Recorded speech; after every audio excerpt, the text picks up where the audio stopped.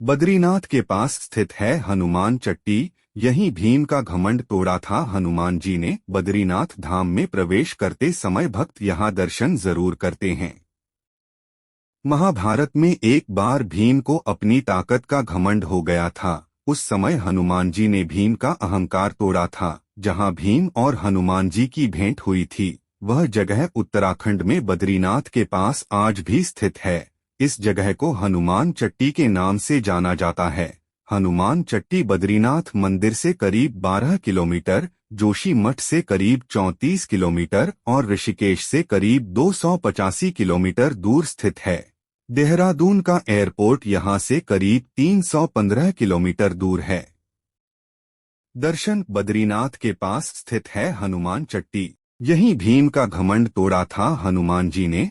बद्रीनाथ धाम में प्रवेश करते समय भक्त यहाँ दर्शन जरूर करते हैं।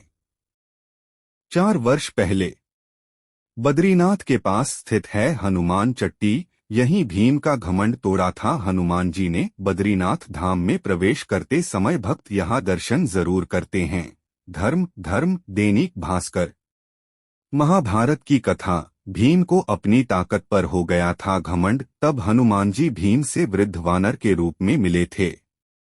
महाभारत में एक बार भीम को अपनी ताकत का घमंड हो गया था। उस समय हनुमान जी ने भीम का अहंकार तोड़ा था। जहां भीम और हनुमान जी की भेंट हुई थी वह जगह उत्तराखंड में बद्रीनाथ के पास आज भी स्थित है। इस जगह को हनुमान चट्टी के नाम से जाना जाता है। हनुमान चट्टी बद्रीनाथ मंदिर से करीब 12 किलोमीटर, जोशी मठ से करीब 34 किलोमीटर और ऋषिकेश से करीब 285 किलोमीटर दूर स्थित है। देहरादून का एयरपोर्ट यहाँ से करीब 315 किलोमीटर दूर है।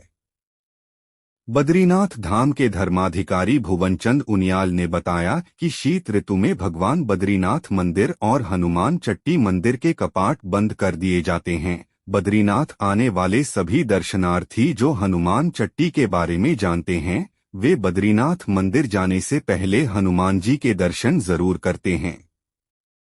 उत्तराखंड सरकार ने यहाँ के 4 धाम बद्रीनाथ, केदारनाथ, गंगोत्री और यमुनोत्री मंदिर में अन्य राज्यों के दर्शनार्थियों के लिए भी खोल दिए हैं। अब यहाँ कोई भी दर्शन के लिए पहुँच सकता है। दर्शनार्थियों को कोरोना महामारी से जुड़े जरूरी नियमों का पालन करना होगा। ये है भीम और हनुमान जी से जुड़ी महाभारत की कथा।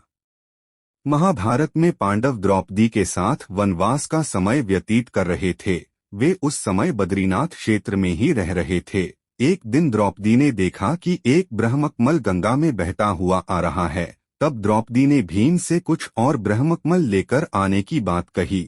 महाभारत में वन पर्व के अध्याय 146 के श्लोक 7 में लिखा है कि यदि तेह प्रिया पार्थ बहुनी मान्युपाहर तान्येह नेतुमिच्छामि कामेकं पुनराश्रमम्।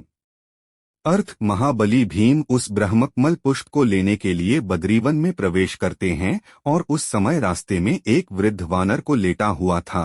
वानर की पूंछ से रास्ता रुका हुआ था। भीम उस वानर को रास्ते से हटने के लिए कहा।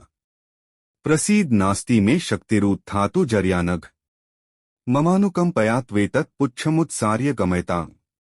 अर्थ तब वानर ने कहा कि बुढ़ापे की वजह से मुझ में उठने की शक्ति नहीं है, इसलिए मुझ पर दया करके इस पूंछ को तुम ही हटा दो और चले जाओ। इसके बाद भीम बहुत कोशिश की लेकिन वह पूंछ को हिला नहीं सका। तब भीम समझ आ गया कि ये कोई सामान्य वानर नहीं है। तब भीम ने वानर से अपने असली स्वरूप में आने की प्रार्थना की। तब हनुमान जी अपने वास्तविक स्वरूप में प्रकट हुए और भीम को घमंड से बचने की सीख दी।